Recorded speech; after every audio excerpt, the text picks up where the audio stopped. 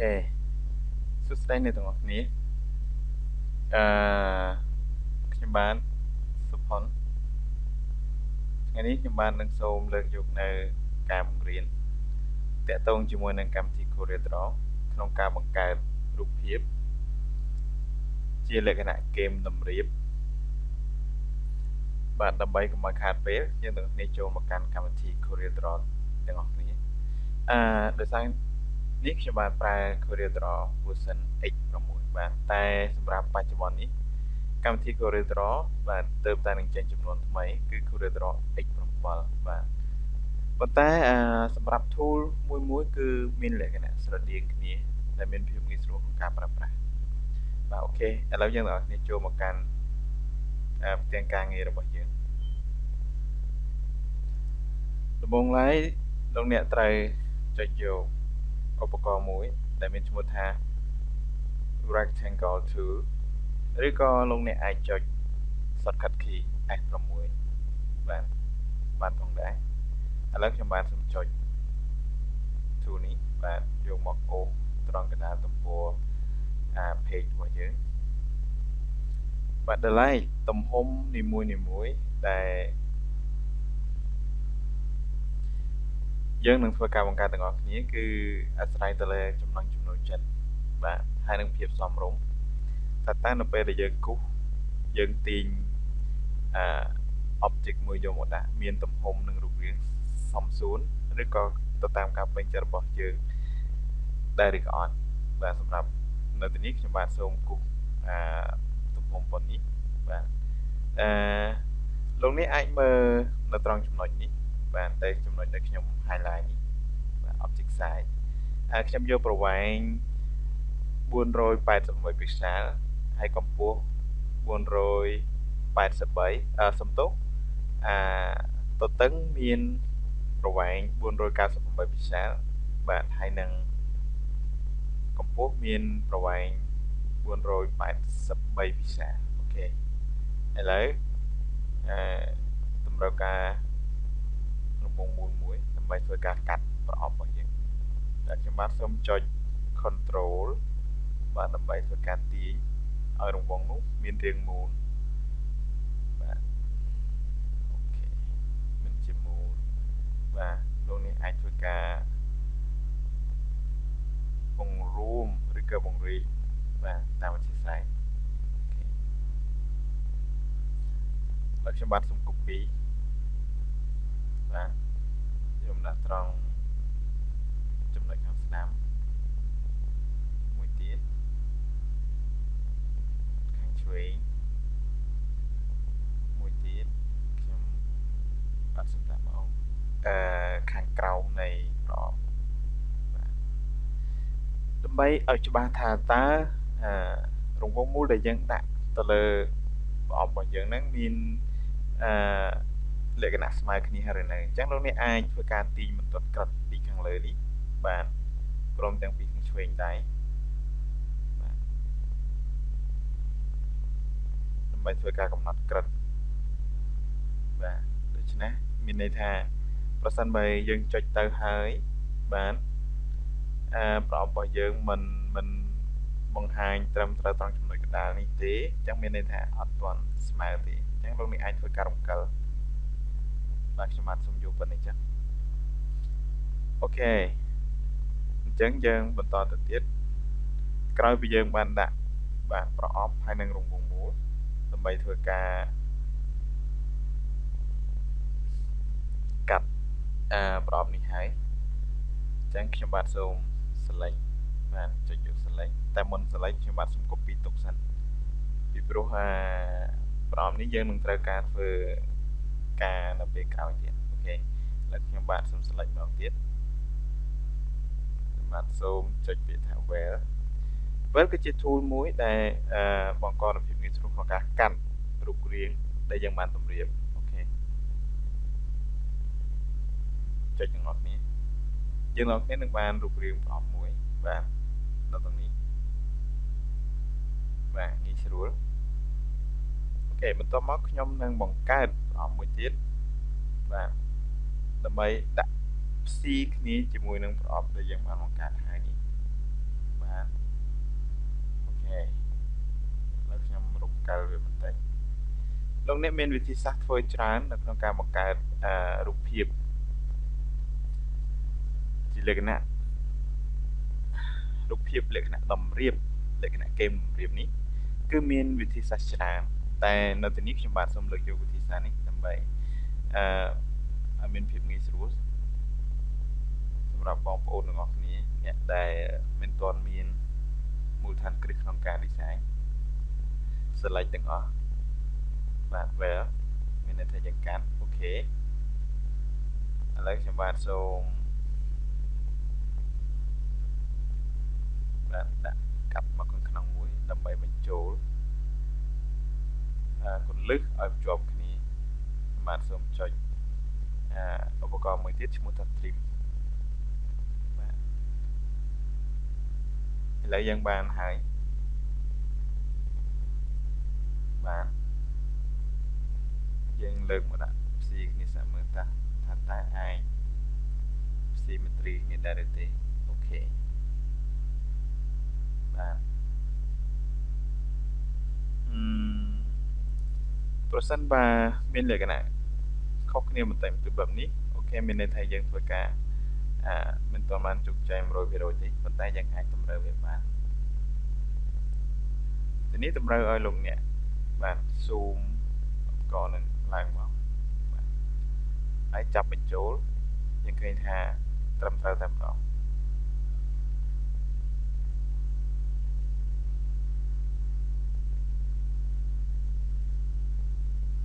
លោកអ្នកអាចធ្វើកាត់ទីបន្តិច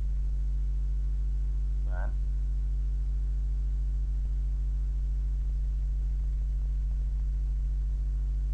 អូខេ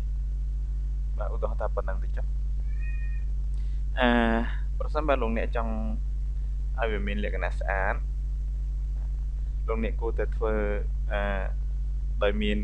បន្ទាត់ក្រិតដើម្បីតម្រូវទីតាំងដែលយើងត្រូវកាត់ហើយនិងទីតាំងដែលយើងត្រូវភ្ជាប់បាទឥឡូវខ្ញុំបាទសូម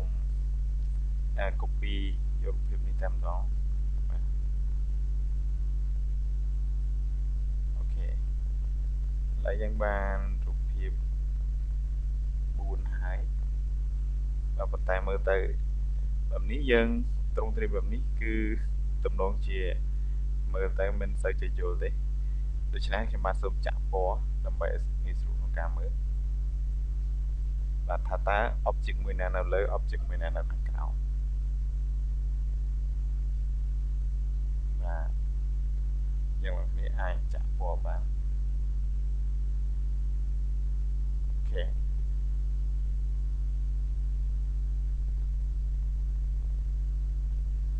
ឡូវខ្ញុំបាទសូមដកបន្ទាត់ចេញពីព្រោះខ្ញុំបាទមិនចង់ឲ្យបង្ហាញបន្ទាត់ទេកាលណាបង្ហាញបន្ទាត់មានលក្ខណៈជាលក្ខណៈសាមញ្ញដូច្នេះខ្ញុំបាទសូមដកបន្ទាត់ចេញបាទនេះគឺមិនមែនមានន័យថាការទុកបន្ទាត់នឹងវាមានបញ្ហាអីទេប៉ុន្តែចង់និយាយថាអាស្រ័យទៅលើចំណង់ចំណូលចិត្តរបស់លោកអ្នកប្រសិនបើលោកអ្នកចង់ទុកបន្ទាត់ក៏មិនមានបញ្ហាអ្វីដែរប៉ុន្តែនៅទីនេះខ្ញុំបាទសូមដកបន្ទាត់ចេញបាទយើងបាន4ឧបករណ៍4ហើយបន្ទះបាន4បន្ទះបាទហើយខ្ញុំបាទសូមធ្វើការកាត់ដើម្បីបន្ថែម style ឲ្យមានចំណងផ្លាតរាងពណ៌សនៅលើ object របស់យើងអូខេហើយខ្ញុំបាទសូមទាញបន្តិច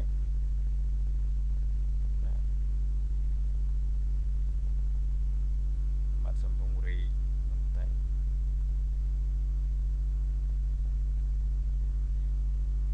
ឥឡូវខ្ញុំបាទសូមកាត់បន្ទះពណ៌លឿង select សូមចុចលើឧបករណ៍មួយឈ្មោះថា intersect បាទខ្ញុំបាទសូមចុចយើងចុចត្រង់ទីតាំងដែលយើងបានកាត់ដល់បន្ទាប់មកចាក់ពណ៌សអូខេឥឡូវយើងបានពណ៌សហើយដើម្បីឲ្យវាមានពន្លឺឬក៏ឲ្យវាមានtransparent ត្រង់ពណ៌សនេះដើម្បីឆ្លោះទៅពណ៌ដែលនៅពីក្រោយនោះបាទយើងទាំងអស់គ្នាសូមចុចលើ blend tool យើងជ្រើសរើសយក transparency បាទបន្ទាប់មកយើងយកមកអូសនៅលើទីតាំងដែលយើងចង់ឲ្យវាបង្ហាញសុំទោសបាទខ្ញុំមិនទាន់បាន select បាទខ្ញុំ select ត្រង់នេះបន្ទាប់មកខ្ញុំជ្រើសរើសនៅ transparency tool បាទ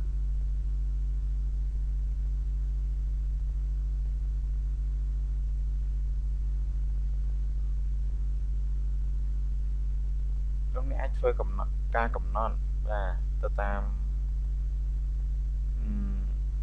ការពេញចិត្តរៀងៗខ្លួនខ្ញុំបាននៅទីនេះគឺសូមតែកំណត់យកប៉ុណ្នេះអូខេបាទ select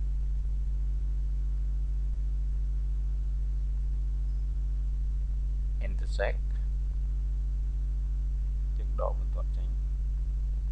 ចាក់ពណ៌ស transparency tool យកមកអូសនៅលើទីតាំងដែលយើងចង់ឲ្យវាបង្ហាញរូបភាពលក្ខណៈព្រាលអូខេ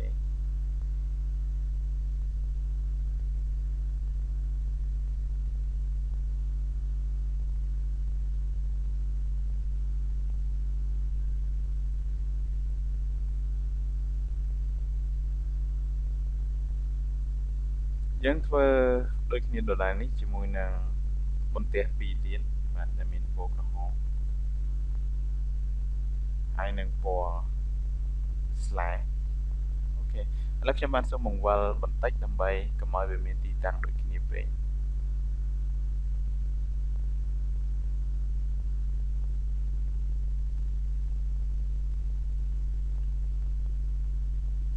ខ្ញុំបានយកកំណត់យកប៉ុណ្នេះ select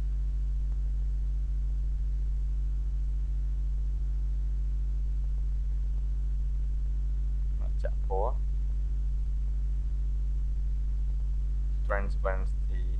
transparency tool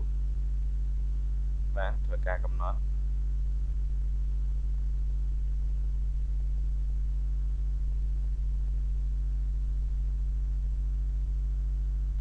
មួយទៀត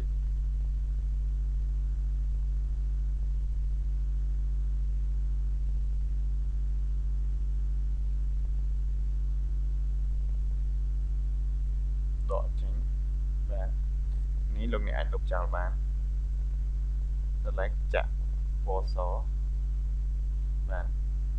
transparency tool លោកអ្នកអាចធ្វើម្ដងមួយ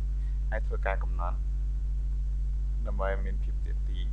នៅលើ object ដែលលោកអ្នកបានធ្វើអូខេឥ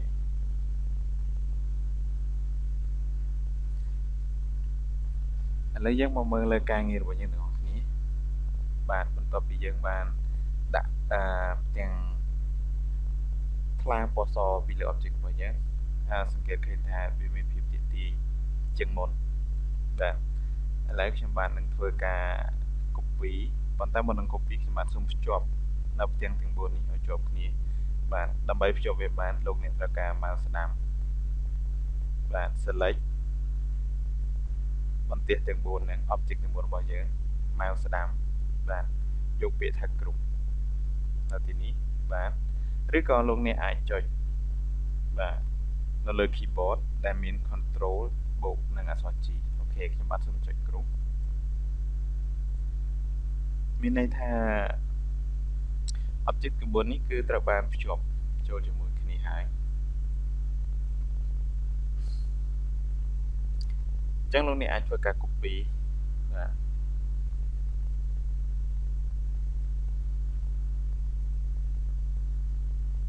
ធ្វើការ copy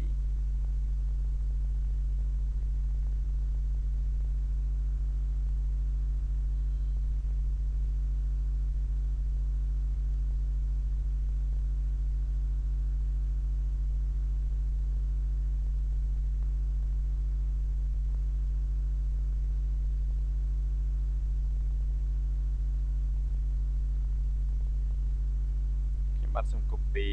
ម្ដងទៀត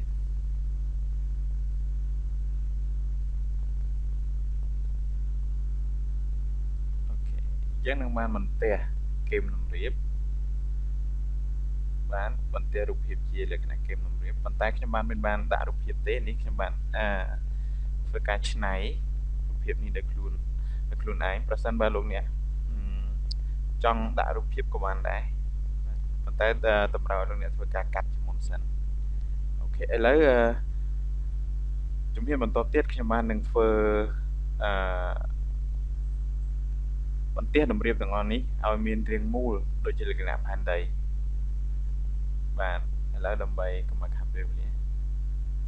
បាទជំហានដំបូងលោកអ្នកត្រូវ select បន្ទះទាំងអស់នេះបាទ object របស់យើងនេះមកស្ដាំលោកអ្នកត្រូវការគ្រប់ object ទាំងអស់បញ្ចូលគ្នាសិនបាទឥឡូវខ្ញុំបាទសូមចុចគ្រប់អូខេបន្ទាប់មកទៀតលោកអ្នកសូមចុចនៅលើបាទ Eclipse tool ដែលមាន shortcut key F7 ឥឡូវខ្ញុំបាទសូមចុចត្រង់នេះបាទ Eclipse បាទដើម្បីគូរង្វង់ឲ្យមានរាងមូល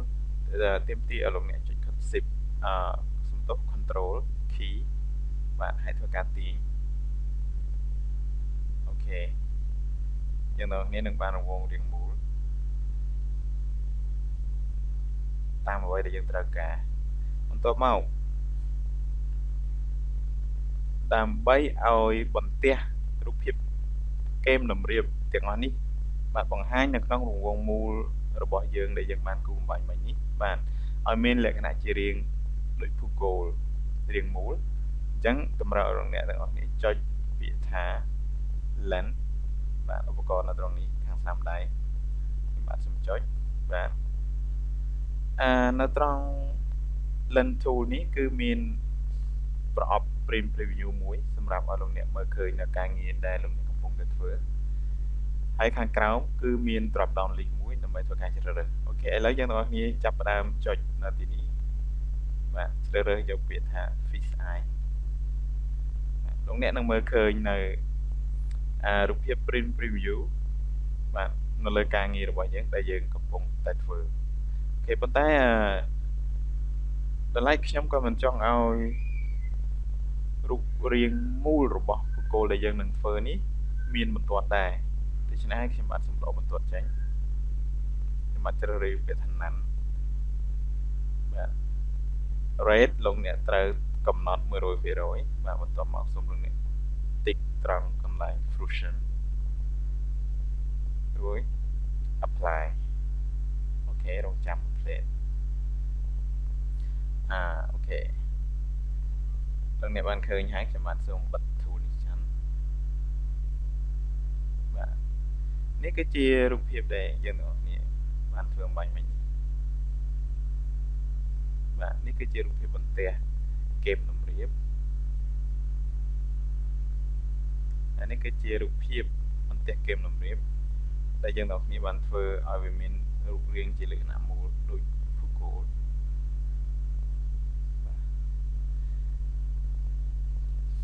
តែដល់ឡែក